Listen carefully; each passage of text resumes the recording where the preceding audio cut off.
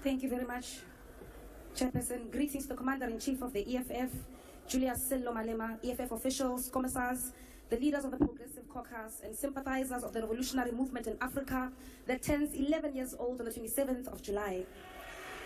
To be young is to be in a stage of becoming, of working towards your goals and aspirations to transition from being dependent to independent. However, the youth of this country are perpetual children, and some will never know independence until their old age. At the realization of how doomed we are under your leadership, Mr. President, thousands continue to give in to Nyaupe, and young women and girls amount to bottle girls for you and your friends at the peak of their vibrancy and zeal for life and prosperity. We live with our parents, and finding a 40-year-old man asking his mother for bread is more common than otherwise. This phenomenon is known as the Ramaphosa economy. Joblessness, poverty, and constantly questioning if we are truly the young adults of today. In 2018, Mr. President, you launched the Jobs Summit and promised the youth of this country 275,000 jobs per year. You failed. In 2019, you promised 2 million jobs and an end to hunger, halving of crime, and empowering the school curriculum where a 10-year-old will be able to read for comprehension. You failed. In 2020, you unveiled a 100 billion rand fund to create jobs in the public sector for the youth. You failed. You launched the NSP against GBV and femicide, and 4 years later, on the eve of elections 2024, the murderer of Kilisaleti Elsin Donje was granted bail of 2,000 rands. You failed. In 2021, you spoke about building new cities, and the National Youth Development Agency would fund 1,000 young entrepreneurs in 100 days. You failed. In 2022, plagued by your own failures over the years, you promised the National Youth Service would create a modest 50,000 jobs in its first phase. You failed. In 2023, you came here and praised yourself for the Youth Employment Service that placed 100,000 youth in peace jobs that lasted nothing more than 12 months. Once again, you failed.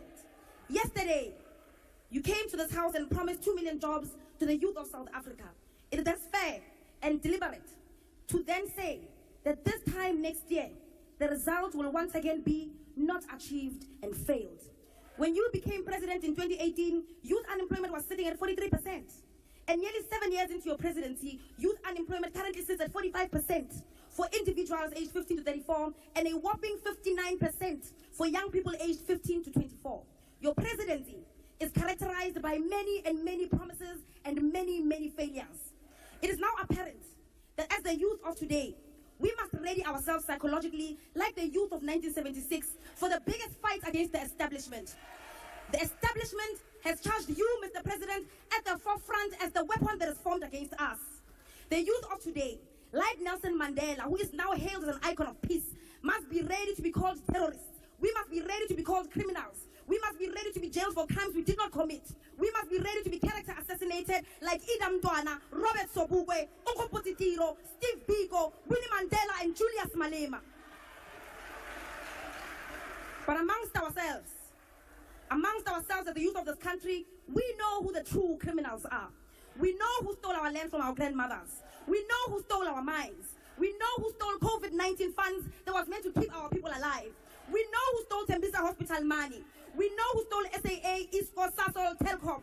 We know who is now stealing Eskom, Transnet, PRASA, and even privatizing our water.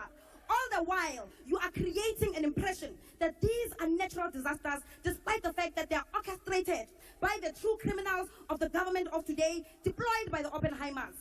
We know who stole the money that is meant to eradicate pit toilets in the Eastern Cape. We know who stole NSFAS money. We know the mafias of the Steenhoff heist. We know the thugs of the Skills Development Fund. And we definitely know who the #1 money launderer is.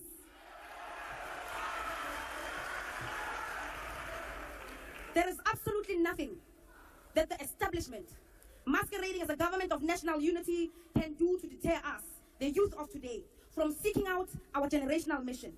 The government of the ANC has not fooled all of us.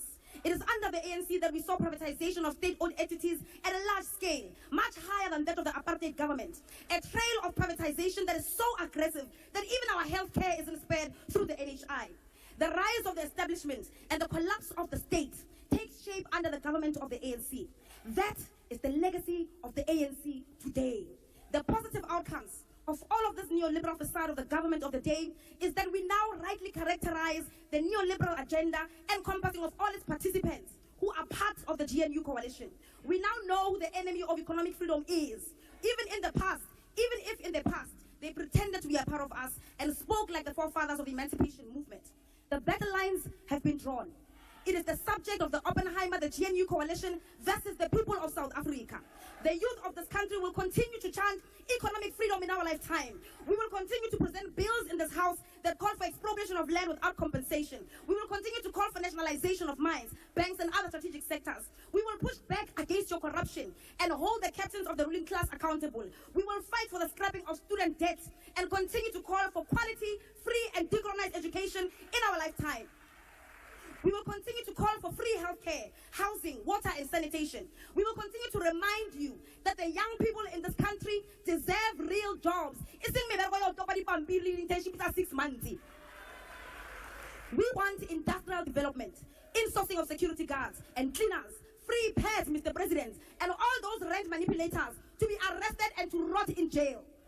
The people's power is rising in Africa, and we will not be left behind. Thank you, Honorable Member.